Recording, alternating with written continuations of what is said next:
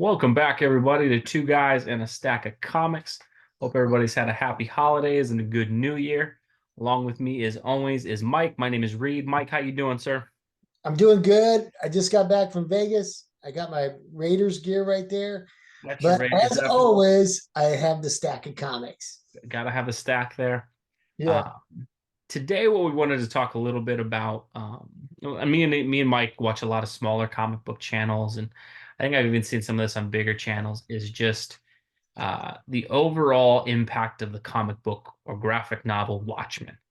In that, while it is hands down considered one of the greatest, if not the greatest, comic book work that's ever been done, there are some folks who say its legacy has kind of hurt modern comics and publishing in terms of the turn for the dark and all of that that's happened. So we just wanted to talk about our thoughts overall on Watchmen as a piece of storytelling, what we feel it is as a comic book, and then what we think the overall impact of it's been on the comics and whether that's been a net negative or a kind of a net positive for comics. So, Mike, I'll let you kind of kick off on this. What is your just the original Watchmen, the series?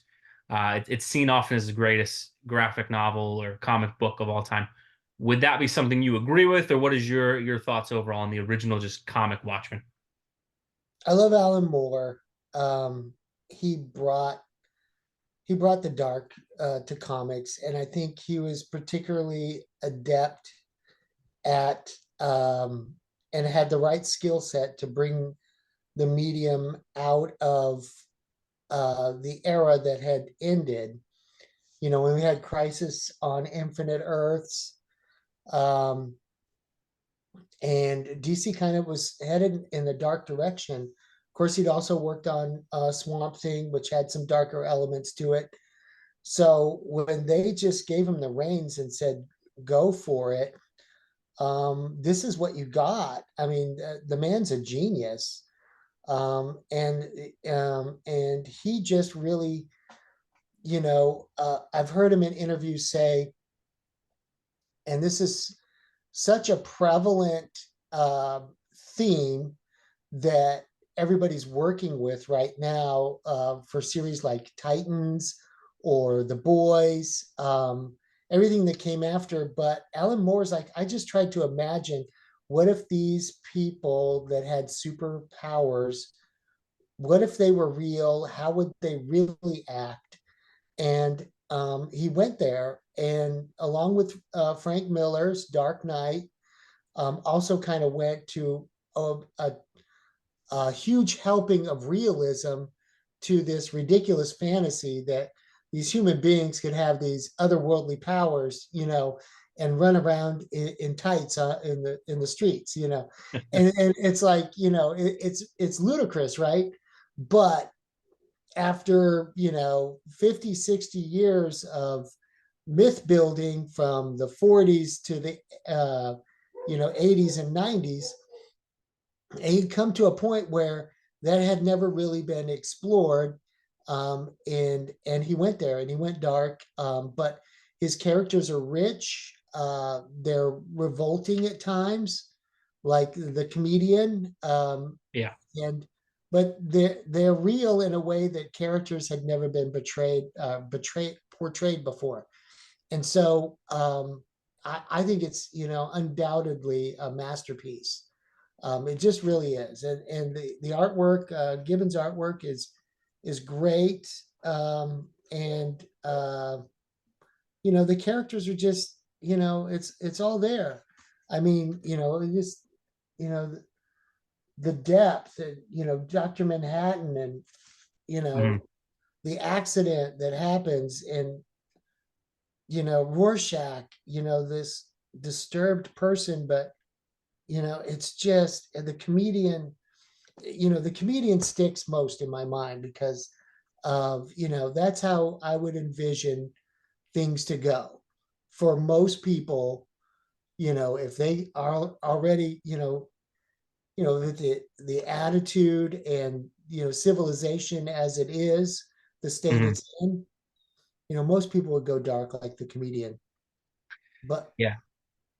No, I think, one of it would be so easy to have like the hot take Watchmen sucks opinion or something like that, or try to I think it's undeniable that it is the greatest graphic novel, and I always prefer the light comic books, but I think just as far as storytelling ability that a creator has, it's got such depth to the story. Everybody's so complex. There's really no heroes in the story, but there's also no real like out and out monstrous villains either. Everybody's kind of different shades of gray. Even despicable people like the comedian have where they do have some elements where they show like there was some redemptive things they had too. And I think the greatest credit I give Alan Moore is I love that he created characters for it. He did not, I feel like in modern comics, folks would not have had the talent to come up with a Dr. Manhattan, a Rorschach, Night Owl, a Silk Spectre.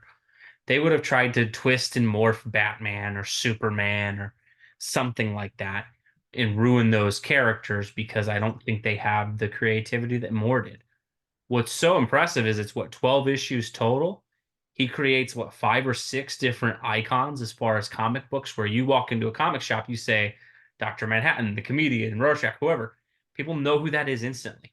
And you're not dealing with dozens of years of stories that he had. He was able to, in the span of 12 issues in one kind of, graphic novel like this, put together 5 or 6 different iconic characters Show that that cool represent cover, the your thing. Rorschach cover. Show Yeah, that. this kind of this lenticular thing, so it'll move. I don't know if it'll do it too much on the video, but yeah, it has kind of where the mask moves. Yeah, it's cool. Um, It's really cool. it's such a great story because you truly don't know who to root for, but you're just enthralled with the story. And I think that's the complexity that he brings to the story as far as just what would that world look like with superheroes. And that, it's funny because the escapism of comics, I think, is always so great. But, like if you or I were to go outside and we'd see some guy in a spider costume perched on the top of a roof, it would scare the heck out of you. Like, what It the heck really is would. going on? Yeah. And I feel like that's what this really touches on so much is just these would be terrifying beings in real life. This would be a terrifying thing to see some of these guys given that much autonomy to do whatever they need to and having powers where you couldn't stop them. And I feel like we've seen that never done as well. I feel like Watchmen, the one thing I would say is when I look at the overall legacy of it, and Mike, I'll be interested what you think on it. I think while it's a masterwork, I think the legacy of Watchmen, outside of its own individual story, has actually been bad for comic books. And that I think It's you have a lot of lesser creators who try to do their own version, and they're not Alan Moore. they have all fallen flat for 40 years now, in one way or another, for the most part. But I think the dystopian landscape that Frank Miller and Alan Moore presented to us in the 80s, comes directly out of, one, the superhero mythology, and two, the dystopian landscapes that had been written about in science fiction, Mhm. uh, like George Orwell or Philip K. Dick for several decades. And you can kind of see a writer's mind taking those two together and then putting them in this format.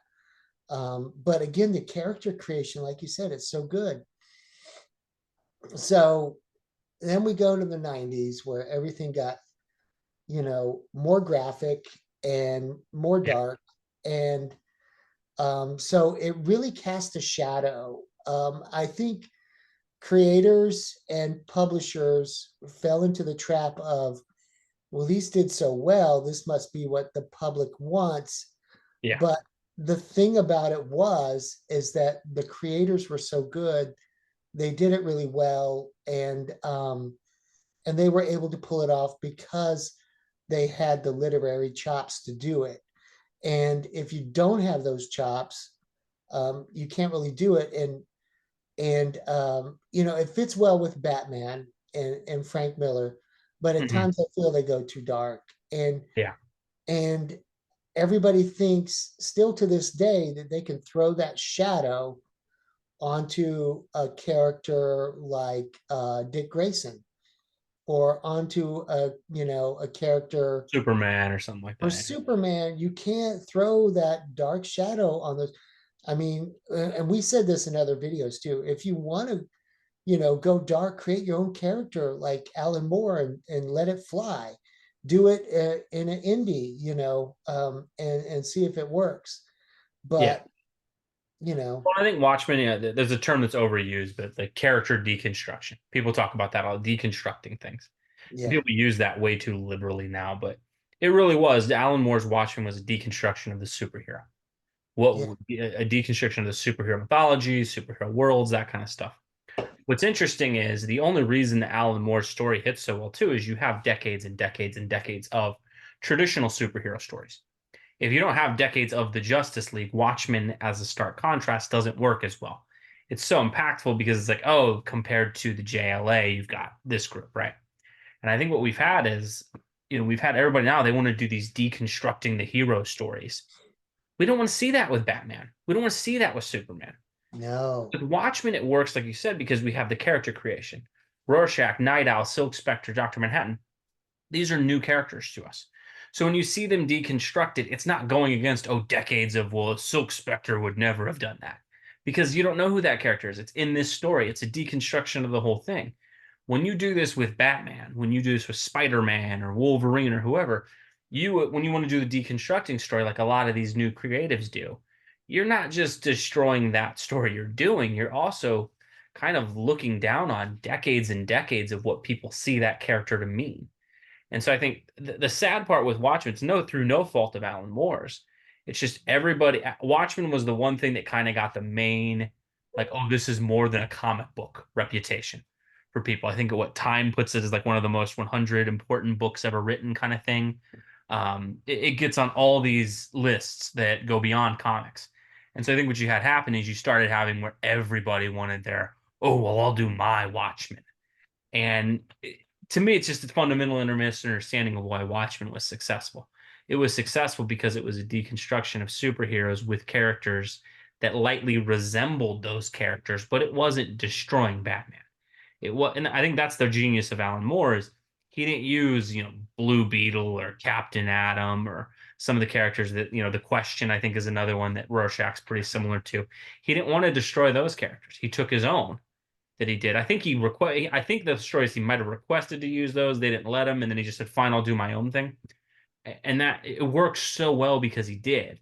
And we just don't have the creatives now with the ability to do that. They struggle to invent any new characters, let alone what 7 or 8 that he comes up with, and not to mention a whole entire universe that he creates I in these. know, I know. It was really impressive how deep he went with the story. And I don't know about you, but um, you remember a few years back they did the Doomsday Clock. Yes. Yeah. Yeah, and they put out the Doomsday Clock, and I was excited for it. I added it to my sub list. I got through like 6 issues, and I was just it lost me. I think I finished it. I was not I impressed. sold it on eBay, the whole collection, including that groovy Warshak lenticular Yeah. issue. I just sold it. I'm like, I don't. I And I think I didn't. I made it all didn't the way finish through the it. story, but Watchmen is not a property that plays well within the actual DC universe. They It's tried to marry the two, and I was like, this can't be good. And no, I know they tried, and no. It reminds me of the last couple of years. Marvel had Conan's rights, and they wanted to fold Conan into the Marvel universe proper. And so they like had an an Avengers team called the Savage Avengers that had Conan on it. oh no, you're And killing while me the book slowly. was not awful, it was just no. This he doesn't play in this world. It doesn't work.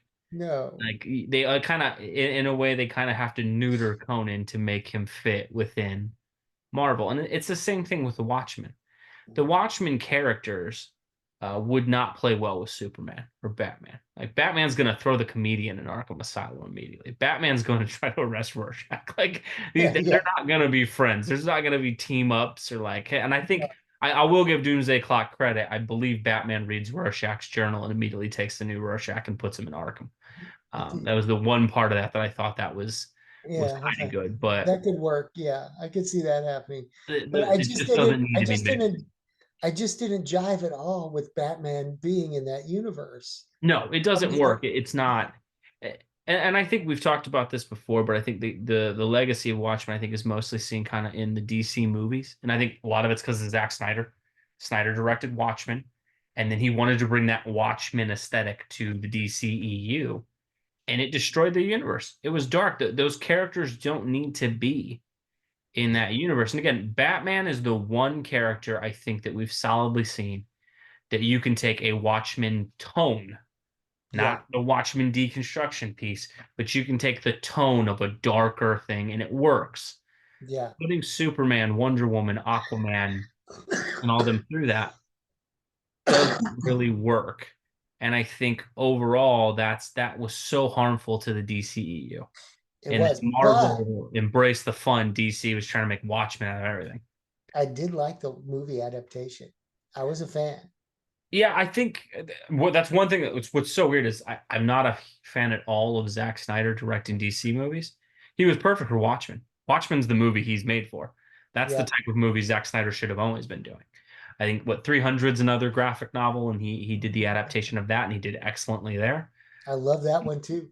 If you were ever going to put Zack Snyder on a comic movie, Dark Knight Returns, like an adaptation of that Frank Miller graphic book, Sure. would probably be the only one he could do. But the mistake was, yeah, putting him on the other ones. But yeah, And I'll give the now he's movie going to full do credit, man. Justice League, which like Justice League's all about hope and Inspiration and things and like that. saving the universe, saving the world, and that something so massive is happening that all the heroes have to come together and save Yeah, the day. No, it wasn't going to happen in a Zack Snyder movie. It was just all dark and drowned out with like bluish screen color in the back. Yeah. depressing, and No, which worked his film great. adaptation of Watchmen is really good, though. I've never understood the controversy around people not liking the film adaptation. It's not perfect as far as is the graphic novel better, of course, but for the directive of taking what's it, 400 something pages of Yeah, material and translating that into a 2.5, 3 hour movie, I think he did as well as anyone's ever going to do with that material. Um, yeah. and I think he was probably Those the scenes, best possible choice for it. Osmundius and Antarctica. Yeah. I mean, it was really good. He really got the grit of 1980s New York City. Hmm. He got the grit of the dystopian politics that were going on in America, Yeah. and he really got the grit. Um,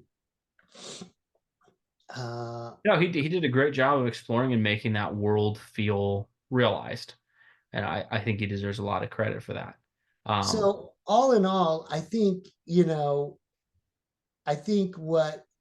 what it did for the comic book world was it allowed writers to go into these new exploratory areas. And mhm.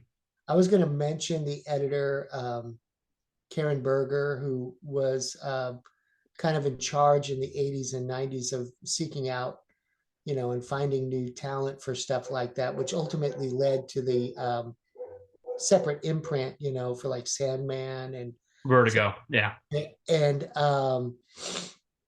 and so you got to give her a lot of credit for helping bring that, and this is the emphasis, that separate uh, genre for them to work and play in. Hmm. What I think happened is it kind of got muddied up, because what ended happen is those books sold to older readers really, really well. Yeah. And those were keeping comics afloat, in the 90s. Yeah, you could sell 300,000 issues of Spider-Man, or a million issues, and 500,000 of Batman in the 90s, and Yeah. those were kind of working. And then you had the death of Superman, um, but in the background there was Vertigo that was up and coming. Hmm. And if we could teach the comic book world anything, like, that's the playground for that material. Yeah. Go back to your source for your superhero stuff and give us stories that are inspiring, that we love, and that are hopeful, and give us those kind of stories, because that playground's separate. You Yeah. know, there's No, the, there's it's this playground, and then there's that playground. yeah, You can play in both, but don't but you worry, got to keep them don't separate. don't wear your best shoes and your jeans in that playground. No, it's You like there's a know, basketball gym and a football field. You don't take the right? basketball out to the football field. You No, try to play football with it, and that's I think that's the thing is yeah, Vertigo and those sort of imprints. Watchmen, I think, created an avenue for that, and I think we're seeing a lot of great indies that explore that out of the indie space. But if you're with DC, don't bring it to Batman, Superman, Wonder Woman, and the Justice. yeah. And then You then, got to then they came Vertigo up with create the your own black story. label. Remember the black label? They're Yeah, like, oh yeah, we're gonna make Superman dark, but it'll be black label. Black Or Label where Batman can drop the F bomb and stuff. yeah, yeah. Come on. No, no. It's not what people are looking for out of that. And And some of them then, tell well, obviously, but I think overall it's a net negative when you try to bring the darkness of something like Watchmen to anything other than those characters. And I think what I'd say, we researched this a little bit, right? The DC has basically maintained the rights to Watchmen, and that the original deal was Moore and Gibbons would get it once it went out of print. Obviously, Watchmen was a fantastic success. And so DC every year, if you ever go to the stores, you'll only see a new print of Watchmen every year. I think every year at Walmart, I see a new printing of Watchmen show up just randomly, like in the Walmart kind of aisles. And it's basically that's how DC retains the rights, so that Moore and Gibbons don't get the rights because they're technically making the new printing. I think I hope that they just I know DC is going to keep doing that. It's a source of revenue. I honestly just hope they retire the Watchmen characters as far as just let them exist in that yeah, universe. I don't want to see any more tie-ins or before Watchmen. I know a couple years ago they did that and they yeah, tried to yeah, do, yeah. Before watching, I and was like, those were disastrous. And I was like, oh, Doomsday cool. Clock didn't work. And I think Tom King did a Rorschach series that just didn't. It Oh didn't. yeah, I was Um, excited for the Rorschach series, but I was like, I don't know. It's not Alan Moore. I don't know. well, and it's not even so much the Alan Moore is the only person who can do it thing. I think the thing is there's just so many people who I don't think Watchmen is not intended as like a continuous universe like DC. It's a closed off, it's a one shot, it's a story. And like we have this tendency, I think, in modern fiction to want to make everything go on forever. And it's like, Yeah, no, some stories that just end and that's it. You don't need more of it. It's okay to let the story end and just let that rest. Like yeah. it's one of my favorite movies of all time is the movie Gladiator. And I always loved it like that's it. Maximus in that movie. It's an open book, it's a closed book, it's done. I mean, I guess they're making a Gladiator too now, but it doesn't have Maximus in it. But like there's some times where you can just let a universe or a story die because it's perfect. It doesn't need to be messed with. And I think that's Well, the thing with Watchmen is that, there's nothing else really to say about those characters. They got the message that was a part that story is done. yeah, but the bean counters, they don't understand Yeah. that. They're like, we can make more bean soup out of this. Let's Yeah. uh let's add some more beans and who's available to write the schlock and grab me an artist and make more of this because Yeah. this made money. No, and I And know HBO did a Watchmen TV series a couple years ago, they're and really trying hard to make more money. yeah, But it's just but I think overall you and I would agree it is the greatest I would say it is the greatest graphic novel of all time. I think it's earned that right. I do think the whole world of Watchmen thing. I think it just needs to be let it die. yeah, Uh, I that mean story's perfect. It doesn't need to be messed with. he created a complete beginning, middle, and end to the story. Like it doesn't need any more. Yep. And I think Alan Moore probably groans every time. He sees anything with Watchmen. Yeah, he's always grumpy whenever they ask him about his properties, which I guess if you saw your baby kind of drigging through the mud as much as they've had it happened and kind of morphed it and changed it and done things he probably never intended to, it probably would make you pretty upset too. It's not my fault. I didn't drive that monster into the river. But let us know what you think below. What do you think of Watchmen overall? Do you agree with the general consensus is the greatest graphic novel of all time? Do you agree with that? Do you think anything that's been done out of Watchmen after the original release was worth it? We always enjoy reading your comments. So if you have anything, let us know below. Thank you as always for joining us, and we will see you in our next video.